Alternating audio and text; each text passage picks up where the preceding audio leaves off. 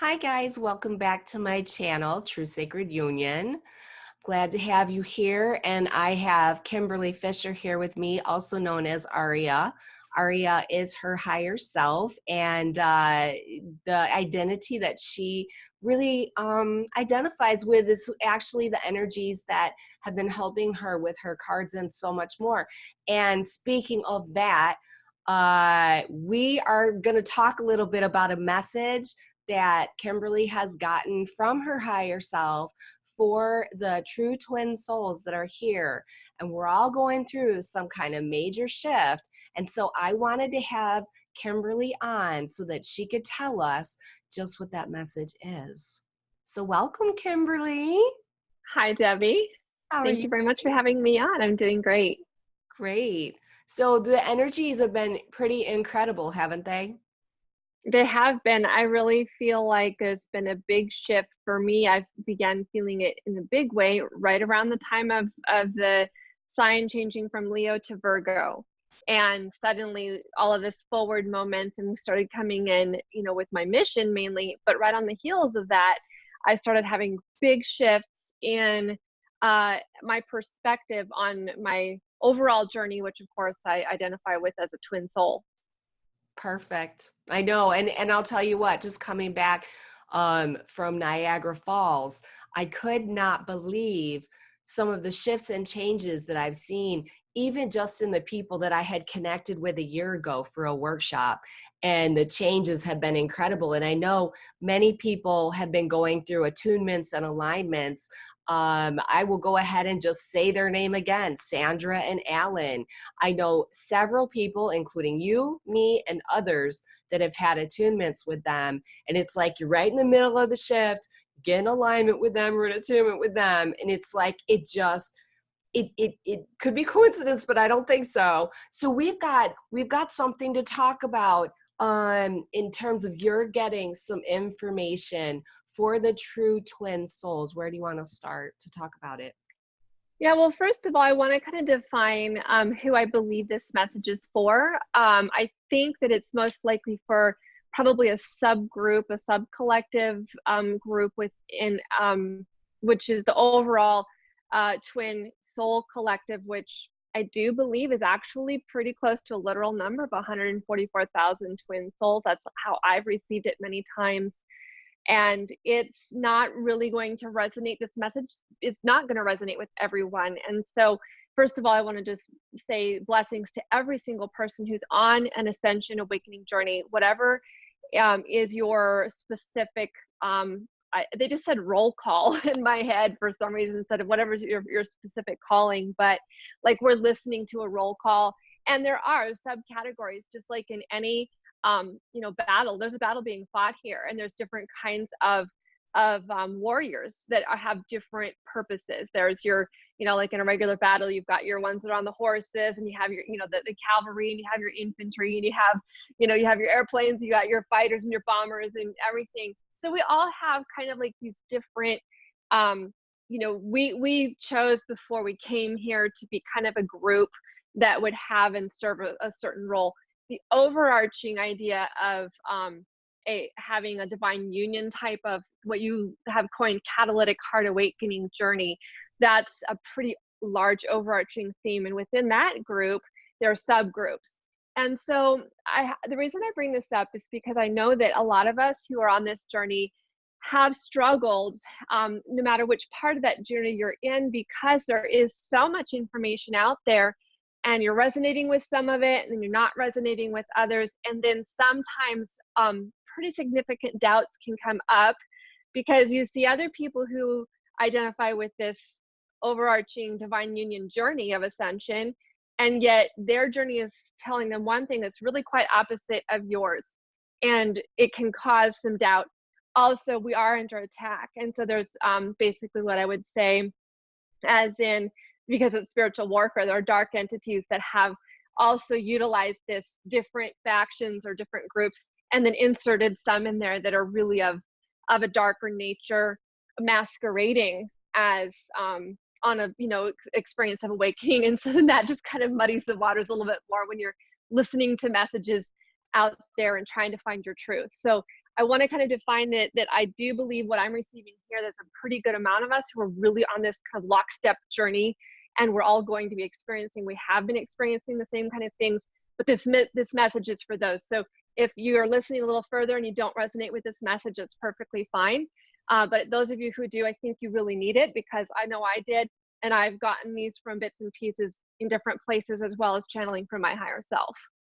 Well, and I wanted to interject here that I had a very long conversation with Marla Kelly, and she has information coming through that is very similar to that. When it's time, she will be delivering the messages that she's getting. But we are getting very strong indications that certain people are resonating with certain aspects, okay? And the reason why I wanted to have you on to deliver your message is because if you take a look at my YouTube channel, you'll notice that I have far less subscribers than a lot of other channels that deal with twin flames, catalytic heart awakenings, things of that nature. But I really do believe it's because the people that have been led to me are on this same twin soul journey, and that's what I'd like to call it. And they just find me, whether they find me through articles or whether they find me through Facebook groups or whatever. It's a much smaller number than the overall arching numbers. And so I would like to say that yes, if this doesn't resonate with you, that's fine. Trust me, there's more information coming for all of the different people that are, it's all a tapestry, and we have different roles to play. So I'm excited for you to deliver this message to the twin souls. Let us know, like, just give me an idea of what kind of stuff has been coming through for you. Yeah, well, I'm going to speak of it in terms of my own experience recently, not because I just want to share my story, but because this is how it all came in. And so I've been on a twin soul journey. I've recently discovered that my actual twin soul journey began when I was 18 years old, when I met my twin soul, who was at that time in a vessel of a different person who it is now. And I want to bring this up simply because there are some cases where this is happening. For those of you who truly are, you have a soul that on a fundamental deep level was actually split divine masculine and feminine. And I have like a whole nother, that's another topic to go in deeper to that, because I have channeled information on that and have and then seen it elsewhere as well that I resonate. There really are such a thing as twin souls. And I'm pulling away from the twin flame terminology, because that terminology has been wider spread, and it really does cover more of the idea of it's an energy, not a person. And more people resonate with that because that is the pathway for more people. But for those of you who have really worked through the whole, I'm surrendering that it has to be this person, I'm letting it go. And, that journey for me has been, in the more recent term, been about a 5.5-year journey. And in the last 3 years, especially, I've really multiple times completely released it. It has to be this one person. And then yet it would still come back to me that there's another level of surrender, which is to my higher knowing. And if I try to tell myself that it's not that person in that vessel, then I'm not agreeing with my inner knowing. And then I get another level of cognitive dissonance. So we're kind of in this, I feel like it's almost like a stair-stepping up process. If you surrender that it has to be that person, and then you're still brought around to that it is the person, and so on, until I finally I'm in a state of surrender over all of it. That's beautiful. And a weird, Magenta Pixie kind of talks about this polarity where you really have two completely opposing ideas that you're accepting both as true. And then you're bringing them into one reality, which is a whole nother thing. I want to jump back to the what I was starting to say. Just a long story short, it's only been in the last couple of years that I've come to find out, and this is just a complete internal, being brought to this knowledge and information, that this person that I dated when I was 18, and then we were just, one summer that we dated, but it was that one person who I could never get out of my mind. And he went on to marry someone else, and so did I. And then we reconnected when we'd both been married for, I'd been married for 15 years at that time. And when we reconnected, we carried on about a 1-month conversation with each other. And, I had never stopped thinking about him. The thoughts of him plagued my entire marriage. And I was very committed to my marriage. I was, raised to, as a super conservative Christian. And I, believed that I really loved my husband and everything, but I had never connected with my husband on a deep level. Right. So when this first vessel and I were reconnecting, it literally turned my world upside down. And then we both knew we had to stop, because both of us were married and committed to our marriages. And so we did. We stopped talking to each other. And it was the worst thing that I, ever had to go through. I was literally crying and crying for days and days and days. And I had little children.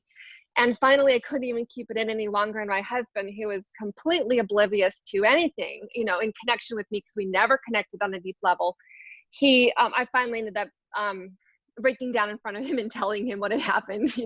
I'm like, basically, I'd carried on an emotional affair for 4 weeks, and that triggered him into overdrive. He'd already been very jealous and possessive, and I'd already been giving my power away to him excessively for a long time.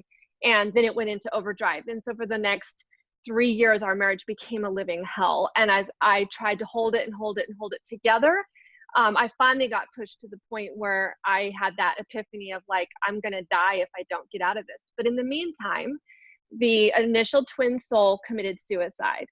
And so I wasn't allowed to grieve, because my husband at the time, is the one who told me, because I can't even tell you the horrible things that he did because of this whole circumstance. It was really quite terrible. But I found out from him, and I wasn't allowed to show any grief or sadness. And it took me another 2 years to finally get to the place where I didn't still think about him 24/7. And then I would only think about him once in a while. So do you think that it was the relationship and the rekindling that led him to do that? I am getting now that it really was part of it. So the reason I'm bringing this up is because I think there's going to be some people out there who can relate to aspects of this, whether it's they've had a switch of the vessel or not. I have received recently, it's being brought up to my attention again, that it really was part of our pre-life plan for him to do this. And this is the twin flame dance. We have our mission encompasses so many different aspects of what we came here to experience, and then through the experiences to heal. And I'm getting goosebumps as I say this.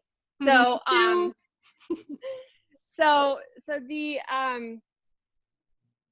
I realized that the only way I could have extracted from my marriage, given the deep programming of my religion that I grew up in and everything about who I was, is to have something that profound break up my marriage to that point. But my husband was so angry and so like horrible. Like he wanted to literally go kill this person. He talked of it many times, that he would literally just go get a gun and kill this motherfucker. That's what he would say.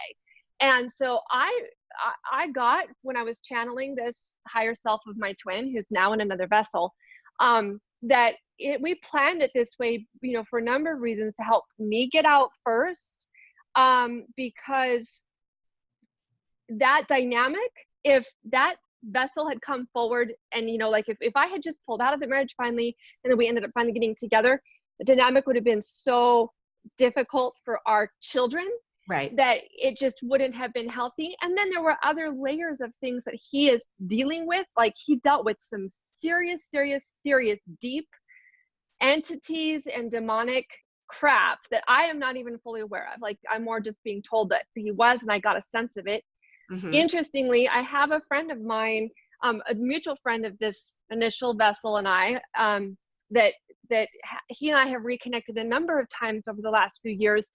This guy is incredibly intuitive, and he'll just message me out of the blue, for whatever reason, and then we'll start talking about this person who passed away. And he told me one time, he said, "Kimberly, I don't think he really committed suicide. I think that it was probably an accident." And I'm getting that it was kind of like it was, but it wasn't. It's kind of hard to describe. Like it was part of the plan. So he doesn't carry the karma of having committed suicide, but he carries there's like deep healing within our collective, for souls who have committed suicide, and then the effects that they've had on their families. there's so many things we can't even begin to understand all of that. Right. I would kind of digress to tell this story, but where I'm getting at with all of this is that um, one thing that is happening for true twin souls is I don't think it's really common what my higher self said. It's more like maybe only about 20%, where if you have a twin soul who, and you're true twin souls, um, that person may be in a situation where they themselves will never extract. There may be a situation where they'll have a walkout soul and a walk in and into another vessel. And the reason I bring this up is because I feel like there's those of us who know that it's a specific soul and not just a frequency. And if you had an experience, this is how you can know if, because I struggle with this a lot, like needing to let go of my current vessel, thinking, it's energy, not a person, trying to go that route with it. And my higher knowing won't let me. But if it were the case, it is possible that in some cases you have a twin soul who may walk into another vessel and come to you, but you will know. That was one thing they told me very clearly, you will know. And then they showed it to me from my own experience, because when I met then the new vessel, which came back into my life, he was someone is so fascinating. I went to one college my freshman year, and that's where I met my first twin soul. And then the next year, my parents made me go to this other college that I didn't want to go to, super tiny, super conservative college. And that's where I met the vessel that now is, housing my current twin soul. And they were like, you just have to go to that college 1 year, and then after that you can go wherever you want. So literally I go to one college 1 year, that's where I meet the first one. Then I go to the second year, and he's from the other side of the country, and he was only there for 2 quarters, and we met, and his energy was beautiful. What they've told me since then is that when there's a plan, pre-life plan for a walk-in to occur, the original soul will often be a very close soulmate with a very close frequency, so that it's more comfortable for the incoming soul to be in that body, because it's really a walk-in situation can be a little disorienting for a soul. Mhm. And so, when I met this other person, I was attracted to him, but I didn't like fall heads over heels or anything. Like I liked him, and that was all. And he's really good looking, so I thought he was cute, but I was like, I didn't have a crush on him even. I was just like, when we got to know each other.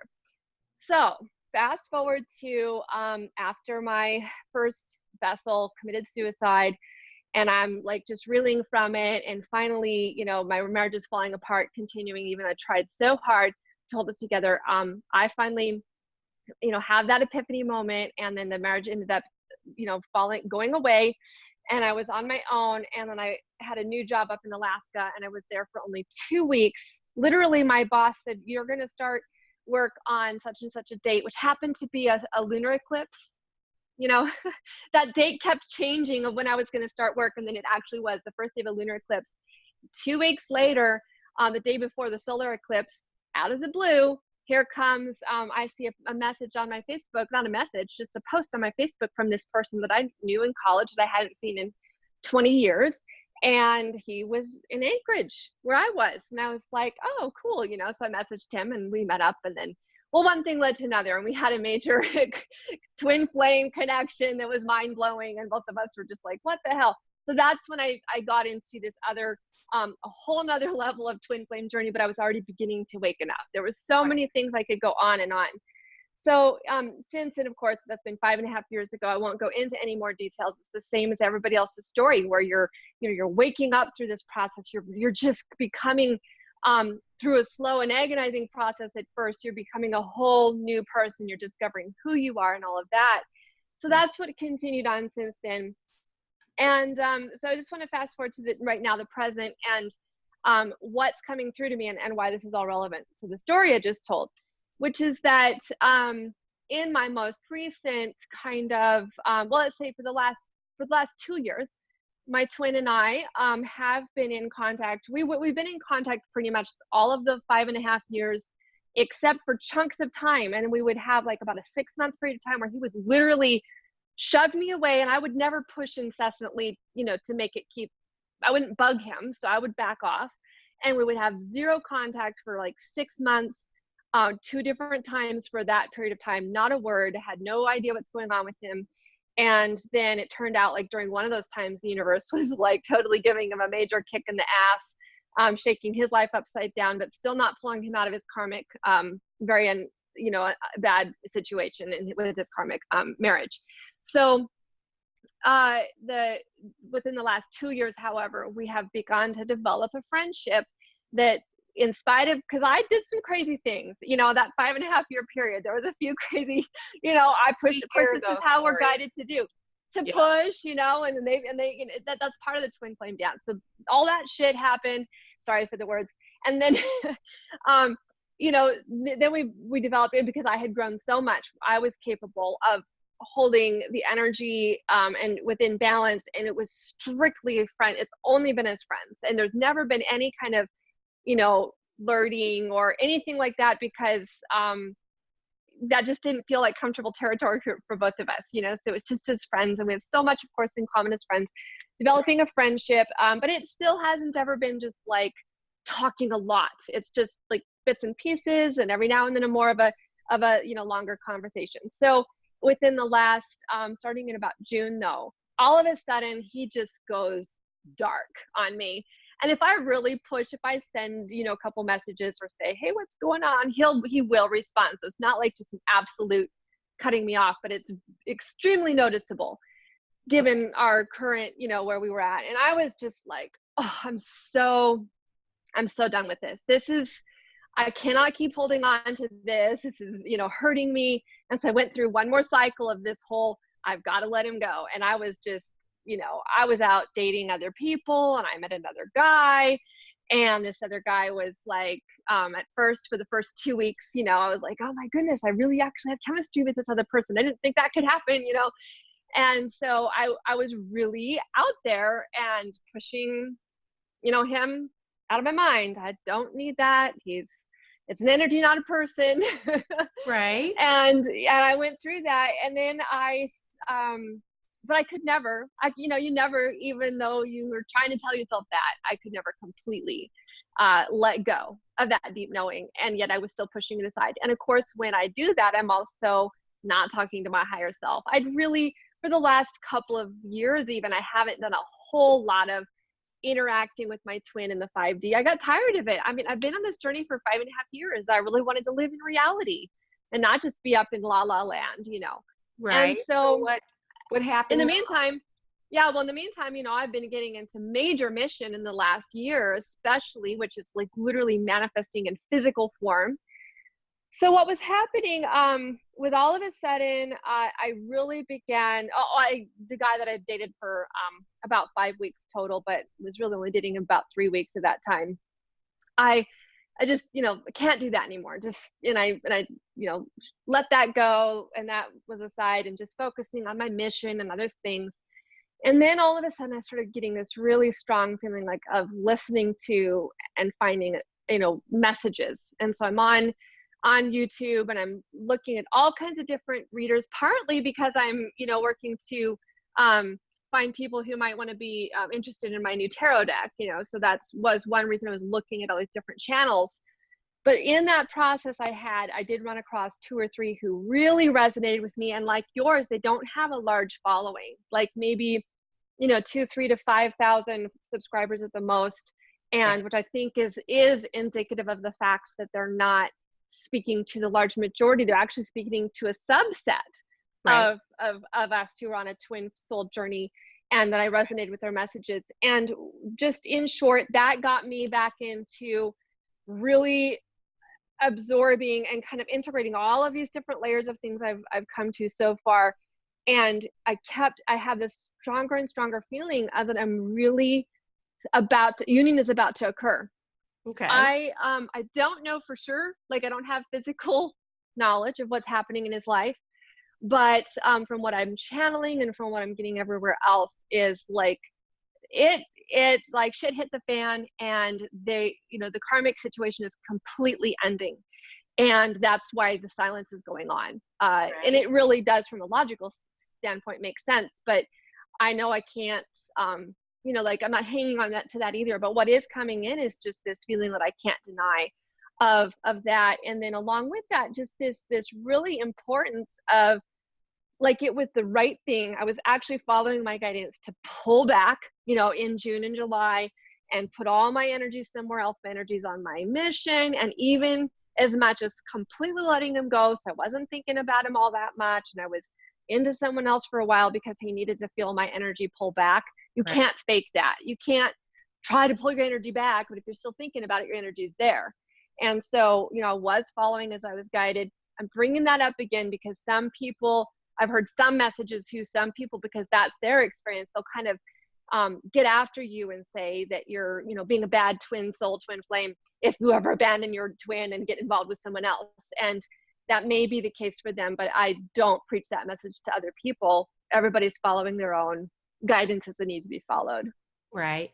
So, So do you think that this is like where the collective may be at? Because I think that at least I know that there are quite a few people who I work with, or are in my sphere of influence or whatever you want to say, that are kind of going through this. Is this like kind of part of the message that you wanted to deliver to the other twin souls that are in this? Um, yeah. So I wanted to say, two things. I do believe that what we're really being we're on the cusp of is a lot of unions, and it is time. It shouldn't have taken this long, because even though up in higher realms they'll be like, oh well, time is nothing to us, and we're like, yeah, but it is to us, and it really is, because it does march on, and our bodies are going to only last so long. So if we came here to do a mission. And we need to be ultimately union is part of that mission. It's not the only part, but it is part of the mission. And so your counterpart, if everybody does have free will in the sense that they do get to choose, but when they also, part of that choice was to volunteer for the mission, they'll get kicked in the ass over and over again. And when it's really time, they will be like, their lives will be picked up and shaken out. And that's basically what's happening with mine. And then the other part of the message I wanted to give was this, is that the reason it's taking so long is that we're under serious, serious attack. And that attack is coming from, partially, well, it's affecting our bringing in doubts, so that the divine feminines or the conscious one on the path will slow the process down, because of her doubts. And I do know that was happening in my situation as well, my doubts, because it's a very hard thing to do, to hang on, and not just feel like giving up at some point. And that's why the twin soul connection actually is so effective, is because with most counterparts in the energies of this planet are so heavy that there comes a point where it's easier to walk away, and you have the ability to walk away because you don't have that deep pull that's so strong that it overcomes even the biggest, toughest barriers. And so twin souls, because they were the original soul that divided feminine and masculine sides, and of course I do believe we're balanced whole beings, it's not like we're a half a person, but because of that does pull us through some of the heaviest stuff. So this is why many other people who are on a journey where later on it will be a different person who comes in with that energy. There'll be a few of you twin souls whose person may come in a different form. If you've lost someone because they died, you definitely, because you're still, your mission is valuable, and they're not going to waste you on just because your counterpart's body didn't make it. They're going to bring that back, and you will have that exact same soul come to you in a different form, like I had with mine. Or you will have if you have that person who finally gets so stuck, they're just not, no matter what the universe does, because there is this fine balance of if they push too hard, they can tip that person into not ever being able to effectively come in either. So the universe is doing this kind of balancing. But then again, this is where the magic of the twin soul journey comes in, because as you yourself become more and more balanced and more, in your light, it draws, and it has power to pull like other connections don't. Everybody's connected. Like, we're always affecting other people, but the twin soul connection is like, I was going to say times 10, and they're like 1,000 times 1,000 times stronger, so that whatever you're doing. So when you're guided and you're following a certain things are coming in, like, maybe you are guided for a while to pull your energy back and not interact even on a 5D way. That's fine. But then when you're being guided to start interacting on the 5D, where you're really feeling into their connection and you're really focused on it, and I'm being guided now to do that, because we are very close to unions, and it's really important that as many of us come into this union as we can. And there's still some that may not. Like there's a big rush of energy and a wave coming that we're riding that. But it's like when you're riding in the surf and your body surfing or surfing, and there's a certain wave that comes in and you want to catch that wave, but if you don't paddle, you're not going to catch that wave. The wave will go by and you have to wait for the next wave. And so like get yourself on your boogie board and start paddling because we're needed. I want to say something about that because I had a QHHT session with Marla over the weekend. I'm sure we're going to be doing a video talking about that. But one of the things that they showed me, which is why there is an inability to predict when something's going to happen, is there's something in potentiality that has to do with the person's own choice. They, on the other side, can do all kinds of things to kick that person's butt, push you to the same places at the same time, play songs that remind you of each other, all of that stuff. They can do that. The one thing that they cannot do is they cannot make you take personal responsibility for your projections. And that's what they showed me. The secret is, as we clear in ourselves what we project outward, is then what they, bring to us. So it isn't really until we get clear enough that we're not projecting a bunch of separation on them that they can just be drawn to you. So I just thought I'd throw that in there. That totally resonates with me as well, and definitely what I'm experiencing. And again, why the twin flame connection or twin soul connection, any kind of divine counterpart connection, is very powerful that way. Twin soul's even more powerful to pull the other one through these hard times. Now, this is the other part I wanted to talk about. I know that with some people, this message may not resonate, and it may be something you don't want to hear. I have had definitely times in my past where I didn't want to hear anything about negative entities and attachments and things that some people are experiencing, but it just keeps on coming to me more and more clearly, and in my channeling and then messages I'm listening to, that is the case with many twins in their counterparts in their lives. And that may come through different people in their lives, maybe usually more than one person, but very likely through their karmic attachment. Their karmic attachment is holding them through that negative, dark, basically, witchcraft or entity, reptilians, whatever you want to, believe or call it. And in some cases, that person is so entity ridden that, and I don't want to say they're without hope, but it could be that that soul has chosen a negative path polarity. And there's, from a higher perspective, there's nothing wrong with a negative path polarity. We have to kind of understand and accept that. So twin flames were paired up with some of the toughest crap in order to pull out of it, because that's what's happening on this collective level. So here my twin already, experienced, he was working with all the, the crap that he was with before. And then he ended up, passing on as part of his contract, and then coming back in to one that was, even more ridden with that kind of stuff. And so we can really help them, because it's time for them to be released right now. They're like rising up, but they need help with it. They're wounded warriors. They're so weighed down right now because it's sucking the life out of them. So they're barely even having enough energy to pull out, but they're pulling out. And so your assistance and help with that is really, really needed. And I want to add something here. Over the weekend, I got the great fortune of spending some time with Kalina and her counterpart, Yeshaya.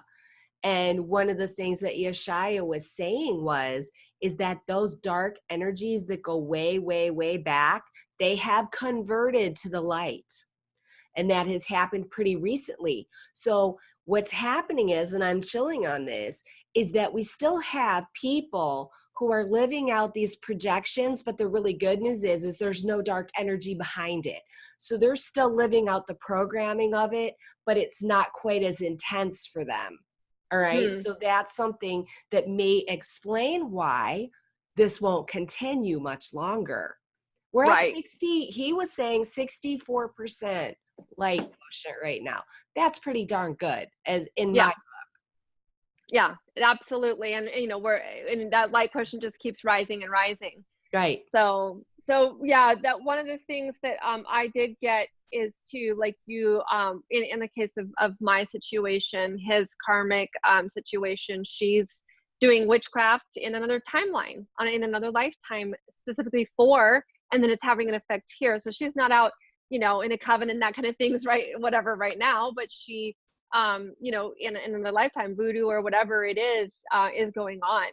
And we're light is so much more powerful than the darkness, but it isn't unless if we're not consciously putting our intention to it. So definitely keeping that in mind as part of, like, we can't just sit back on our heels now. If you're feeling called to really get back in and be active and really, like, as I have been lately, and I understand it's been part of the journey to pull back, but if you're being called to come back in force, it's time to do it. And unions are really around the corner for many, many people. I totally agree with that. There's been an acceleration, and even some of the biggest holdout energies that I've seen are starting to break down.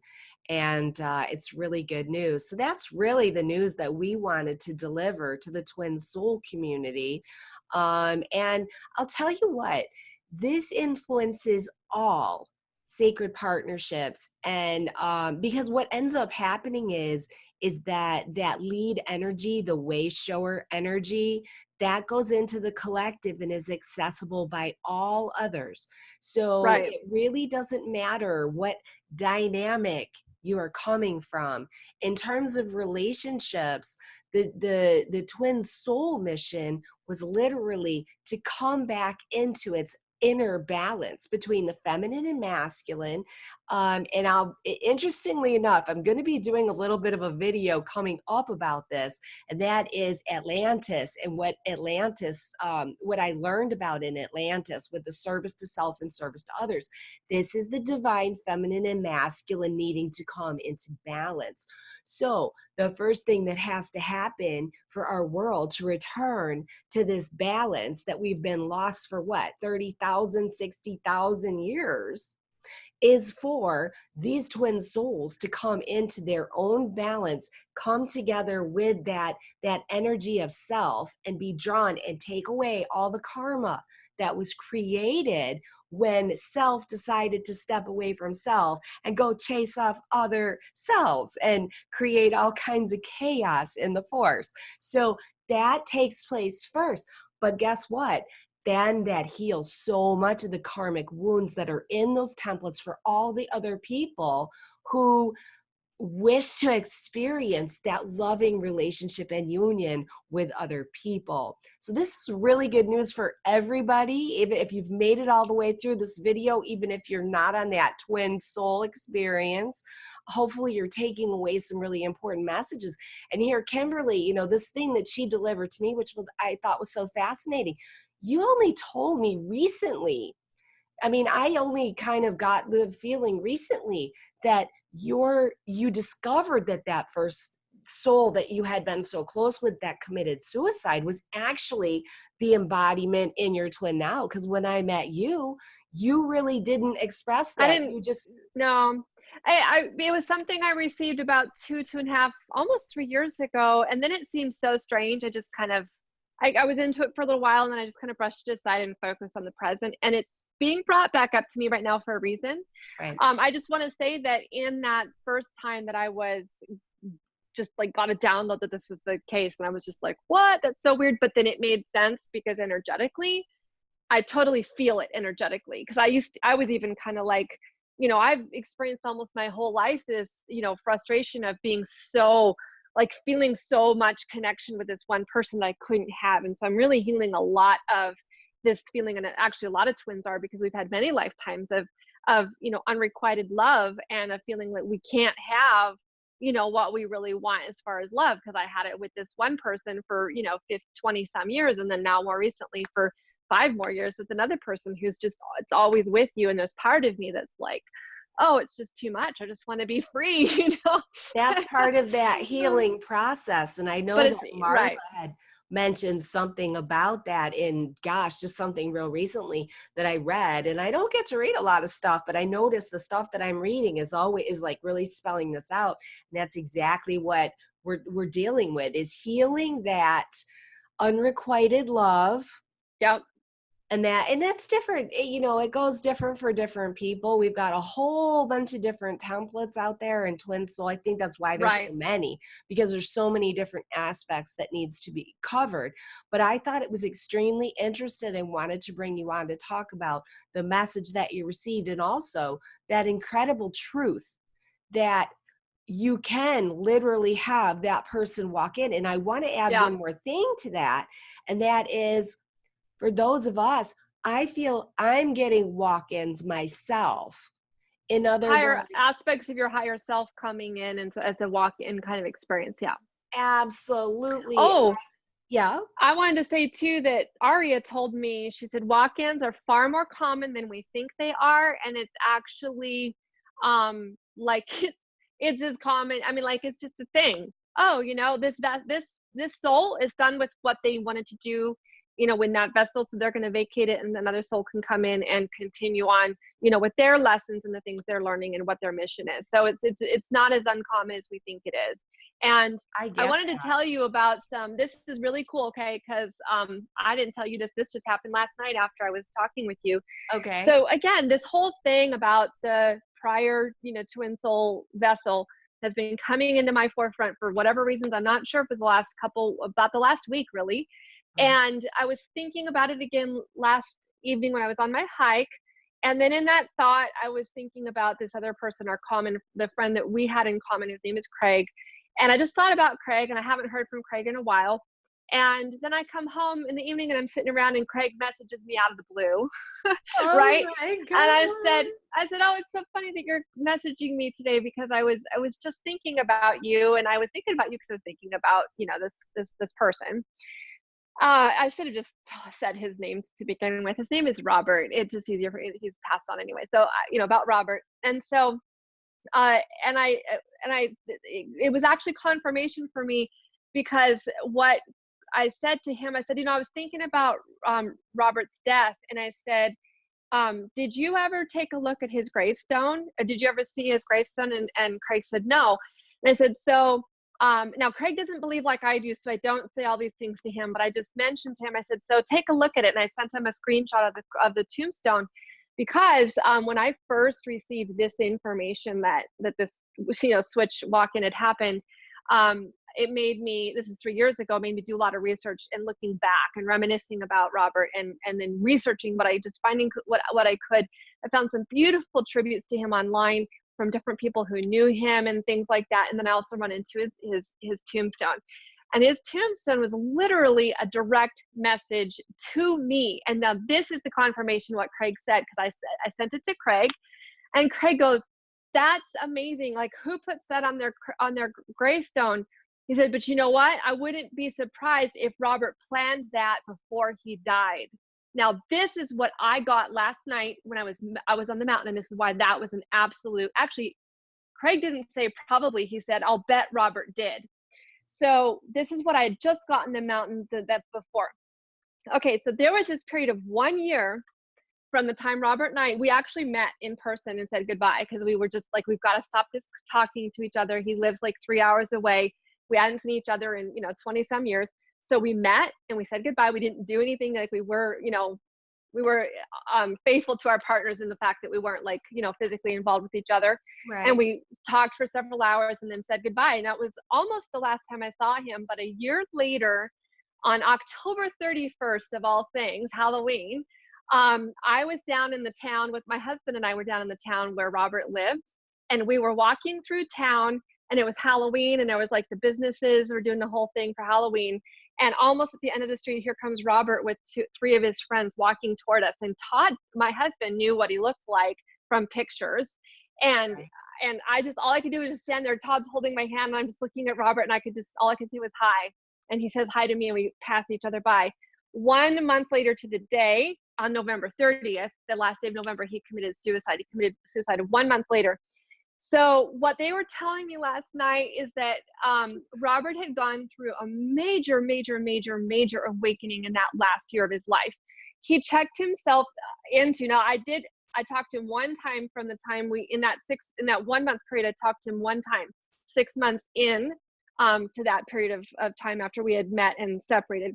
Right. And he had gotten divorced in that time frame. His life had completely fallen apart. And he told me, he said, my wife wants to thank you for what happened, because I had the, the honesty to tell my husband how Robert and I had gotten involved. And then that had started this whole cascade of events that ended up exposing Robert and my connection to his wife. But Robert had already been cheating on his wife and did a lot of other very dark things. And he told me that. He went into a little bit of the detail about his life and how he was involved, and I'm not going to go into the details, but he was all involved in a lot of very dark things that had almost wrecked their marriage already, and then didn't. And he said, Kimberly, you don't want to have anything to do with me. He said, I'm a mess, and I'm not a good person. You don't want to have anything to do with me. I went and checked myself into this rehab center, sex rehab center. He said, but one thing I got out of that is that I'm not, I don't have that's not my problem. It's just interesting. He was like trying to do everything he could to just pull his life back together. He said, that's not what my problem is. But he said, I learned a lot of things there. And he said, he said, you need to stay away from me, hold your marriage together. It's all that matters. Mine's fallen apart, but, he was glad to talk to me and whatever, but we had a little closure. So 6 months later, I see him walking down the street. This is what Aria told me last night, or actually his higher self told me last night, my twin's higher self, that during that year, he had a major, major awakening. And in the last month of his life, or last couple of months, he started having major downloads and visions. He was getting visions of all kinds of things. Like, he had total clarity on what his mission was. He understood who I was to him. He understood the twin flame, twin soul mission and journey. And he understood that he was essentially like a sacrifice, that it was part of his role to end his time on earth at that time. And so what I mean by, like, whether he literally took his life himself, or if he actually checked himself into a hotel and that's where he was found later, I have almost a feeling that he just went in there and his life was just taken from him, like in a perfectly peaceful way. It just, it just passed on. And it was literally part of our mission. So before he did that, it totally makes sense that he would plan his gravestone. And here's what it says on his gravestone. I wish I had it in front of me, so I'm just going to say it best by my memory, but you could put a link to it below this video because it's powerful. Okay. Yeah. And I've discovered later that this is a poem or whatever that's often read at funerals, but I've never heard of anybody putting it on their gravestone, a huge chunk of it.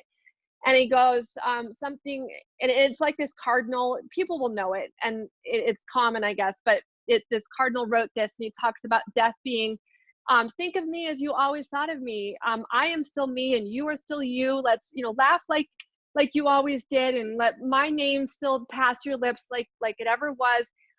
Death death is nothing. I am but in the other room, and before you know it, something to the terms of before you know it, I'll be back. I get And chills. right? I get And chills. so Craig messaging me last night, me sending him the tombstone and just saying, isn't this amazing tombstone? And then Craig saying, Robert planned that before he died. Like, he just said it. It was, I don't even think he said, I bet, or I think, or what, I wonder. It was just kind of like, Robert planned that before he died. I was like, yeah, I think he did.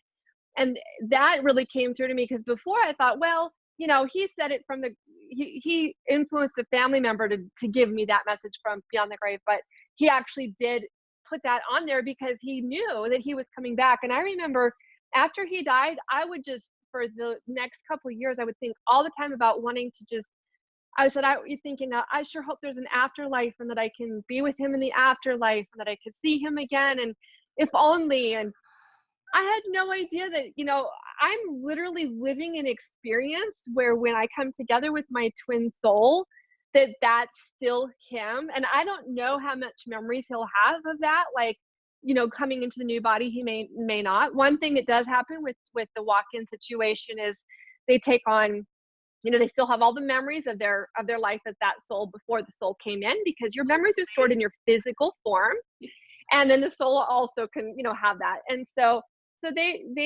take on that identity. In fact, they showed me Robert getting in the new skin and like trying it on. He's like, I'm a little shorter, but man, I've got hair, and I've got such a great body. He's looking at himself in the mirror, because both of them were really good looking guys, and he's like, I kind of like how this looks. Yeah. So anyway. Wow. That is incredible. And I am so glad that you're sharing this. I was just thinking how this will bring help not just to twin souls that are, I want to say looking forward to coming into union, but also to people who have lost their twin flames or twin souls for whatever reason, showing the fact that there is a lot more of this walk-in stuff than we really even knew. And Right. for example, like my own situation, I keep wondering how I could be so different. I mean, to remember the love for my children and to remember, some of the things that we used to do together, but how I'm just not even that same person anymore. And how my spouse was like, you're just a different person. Like I feel bad because I'm like, where did his Debbie go? Right. But it's hard to know if it's walk-in or if it's ascension of the energies. But in your particular case, that's a really interesting take an experience that's been revealed to you. And you've had outside confirmation from our mutual friend and healer, the one that introduced us. Uh-huh. You've had outside confirmation from her too that she's seen this, right? Yeah, right. Yeah. Oh, well, actually about that one, not so much that, but I'll tell you Okay. where I did get some other interesting confirmation. The little town that Robert and I met in when we said goodbye, it was halfway between the two places we live. And I went, when this information first came to me about 3 years ago, I was told to go down there and like kind of and like kind of bless the ground or whatever, and just kind of put some memories to rest, heal, whatever. And Right. it's a super teeny tiny farming town in the middle of nowhere. And Mhm. on my way down there, I was still just thinking, I'm so crazy. This is just nuts. And am I just making up crazy stories in my head to make myself feel better? And then I said, I need a sign. I need a sign that this is, that this really happened. That Robert died and then passed on and then walked in. His soul walked into the current vessel. And I looked up in the street that I was just driving by right then. Was Roberts Road. And I was like, okay, that's crazy. But now I need to see the other name too. So I'm driving a little further, and not even half a mile away, the very next street, the first name of the vessel of my twin now. Oh my gosh, some And good and there chills. aren't even cross streets. This is through farming country where there's no roads. Like you could go miles without seeing a single road. That's just so intense. And this kind of stuff happens all the time. So, you know what? We're not crazy. We just simply are having this incredible, incredible experience that I'm sure everyone who has been even stumbling down this path at all is going to totally relate to this story. And I really wanted to thank you for coming in and, coming into here with me and talking about it. I think we'll probably go ahead and leave it there. But before we do, I do want to mention, and I'm going to put a link to it, Kimberly's newest venture. She is doing a Kickstarter starting very, very soon for what else but a tarot deck. We've been trying to spread the word. It is an incredible, incredible tool. And we're doing an early bird special. What we're doing is we're going to be sending out a notification the moment this Kickstarter launches, because there's only going to be a certain number of the early bird specials available. So I'm going to put a link to that below in case that's something you're interested in. If you hadn't heard about the fact that she has an incredible oracle deck, the Intuit Oracle with Bonus Trio by Aria. Here. Fantastic deck. And I got mine too. For those of you who know me, you know that this is, whoops, I got it up. Do I have it upside down? Let's write it up. I do You it. got it? Oh, no. There we go.